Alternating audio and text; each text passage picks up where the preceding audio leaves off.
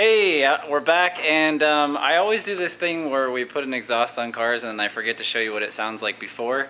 So today I'm going to try to correct my mistake and show you what this 2018 Civic Si sounds like before we just take the mufflers off. We're going to keep all the stock piping. We're just going to cut where the actual mufflers go and put a little loop pipe in on both sides. That way we can retain the stock tips, but just give it a little bit more sound. So we'll go ahead and start it right now and show you what that sounds like.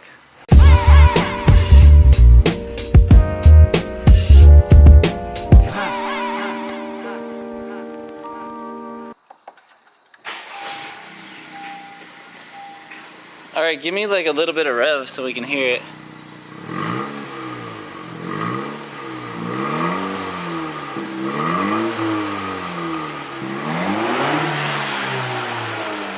You can kind of hear like it's throaty, but it's not. Right. It's not really super loud, huh? That's what I'm saying. I could rev it like redline it if you want, so I can just hear. All right, let's hear the maxed out volume.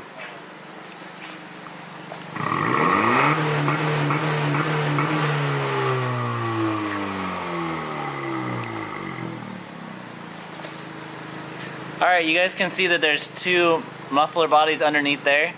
We're basically going to delete those two and then pipe it straight to this tip. Alright, cool, man. Let's throw it up here and get this going.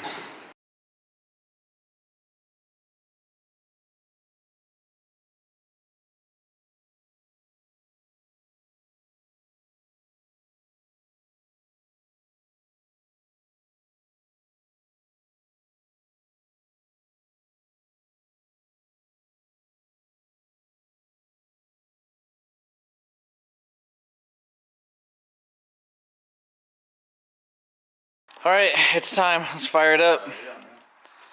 See what it sounds like. Gosh, I just love the red on this car. I need a red car again. Is that red? Yeah, man. Honda does the best red. Go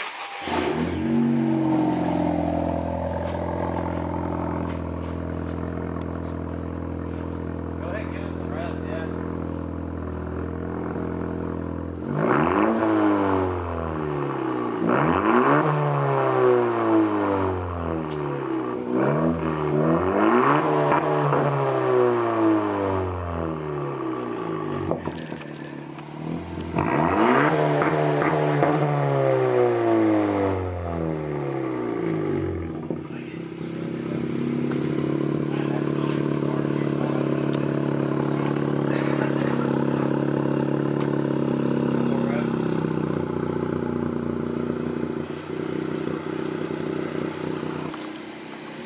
Okay, so compared to before, we couldn't really hear you even pull in, huh? Yeah, it was like a Prius, man. You couldn't even hear it now. It sounds really good. Yeah.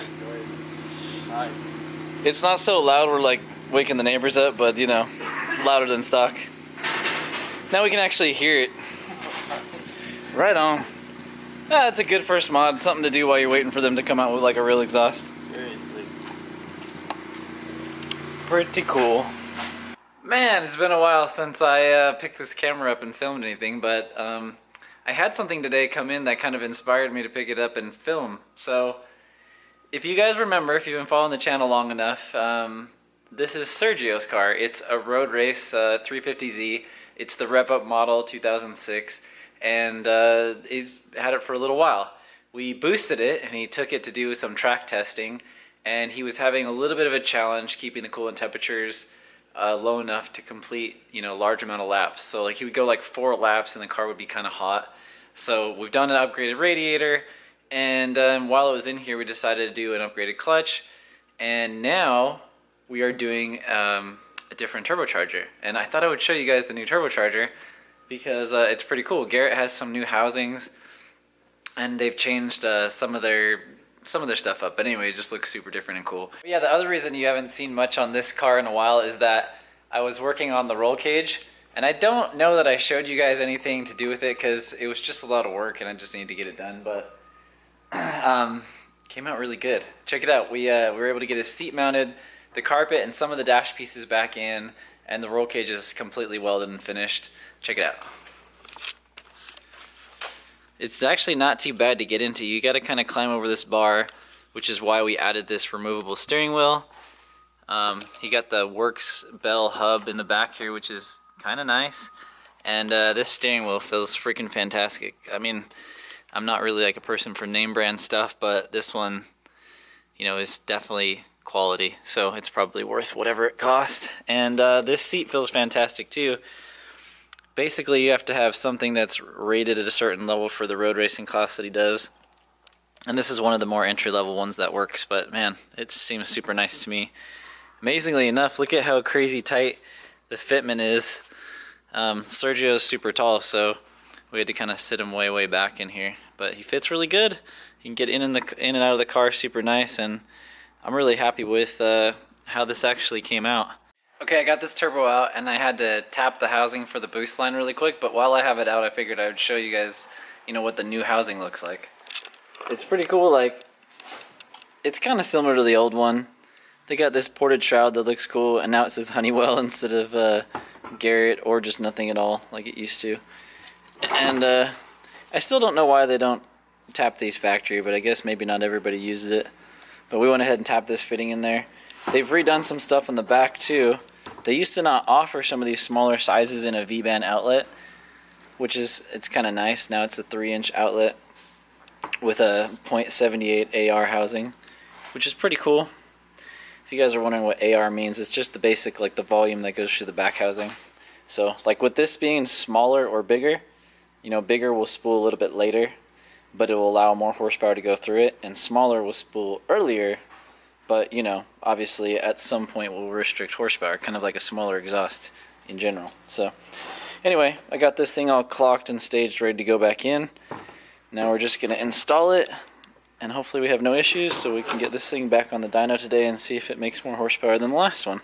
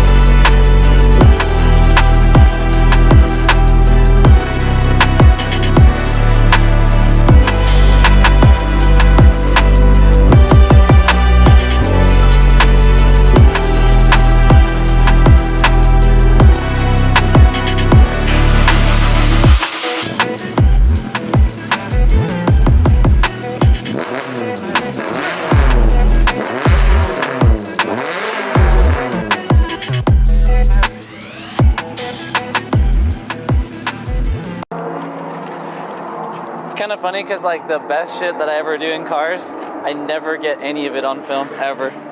But that, yeah, like us mashing down the highway. Yeah, usually because you're sitting in the tuning seat. Yeah, there's that. Do you know what we did with those green pliers? I don't. They're not still in the bay, are they? Okay. Well, I mean, I hope we find them to borrow those.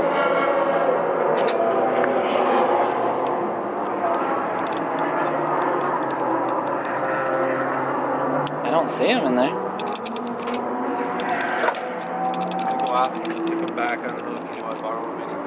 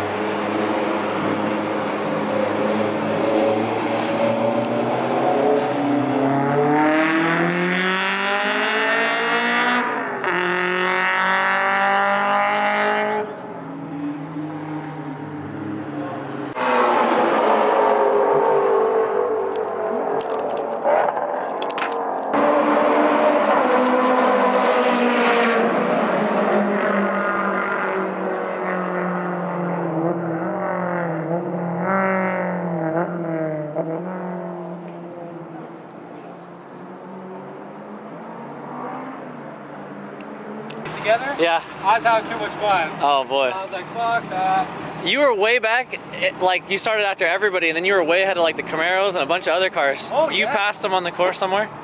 Oh yeah, for sure. So it's doing pretty good. Yeah. Okay, so I know this vlog's been kind of random and not like a whole lot of point to any of it. Like, we didn't really do any big projects and complete them or anything like that. But coming up, we do have some pretty cool stuff on the agenda. I think we have 95% of what we need to do the twin turbo kit on the 370Z for Panda, and we have everything except for the turbo for Yari's RSX. So those two things are gonna get turboed really, really soon, and I'm hoping to like kind of show you guys the things you might run into and like what to expect when you're doing it. And you know, realistic horsepower goals. You know, everybody on the internet makes like, you know, 500 million horsepower, but I'll just show you what it's really like, you know. Anyway, before I go, I wanted to show you guys something that I just did really quick for, you guys remember this road race 350Z? It's a 2006, and they're known to have like the worst issues with oil consumption. I don't know if that's just because it's the rev up and everybody revs the crap out of them or something. It could be it. I don't know. I honestly think that, you know, every engine is going to consume oil to some extent, regardless, almost from day one, because while your rings break in, they're going to leak a little bit. It might seal pretty good for a while, but eventually with mileage, it just starts to have some consumption anyway. So that's something we're going to be addressing in the next video or two, as along with doing the turbo kit for the other Z. And it's just kind of how to deal with that once you go boosted. You know, obviously, like, everybody assumes you just put a catch can on and it's magical, but there's a lot of different versions of catch cans. There's different places to put them. There's different ways to vent it. We'll kind of go over all that stuff, but I wanted to show you really quick the one that I just built for this one. This is a road race car, and so I wanted to give them like a ton of capacity just in case, so that at no point would there ever be a chance of an oil spill or anything like that on the track. Check this out right here. We've got his intercooler for his turbo kit here, and then I just made this catch can. It's actually like a repurposed Honda battery tray catch can. They're pretty affordable. You can get them just like on eBay for between $50 and $100, so they're not super expensive. And all I did was weld off the holes that I didn't want, and I added a fitting on the back, which you can't see. And that fitting is running up to a Mishimoto like oil separator, and then it's attaching to both valve covers, so that way it relieves the pressure off of both of them and goes into the catch can. But I was just kind of, you know, I just thought it looked really cool and aggressive to have that there for this location. There's a lot of kits that they sell that mount like right here, but as you can tell, if you're boosted, it's super in the way you're piping. So I was kind of looking for a little bit different solution because I have a different problem because I'm boosted. So anyway, yeah, I just wanted to show you that. I gotta go on to some more other work right now, so I can't keep videoing anything. But maybe later today I'll start filming for the 370Z. I think the first thing I gotta do is try to figure out where I'm gonna hang the turbos off the rear bumper.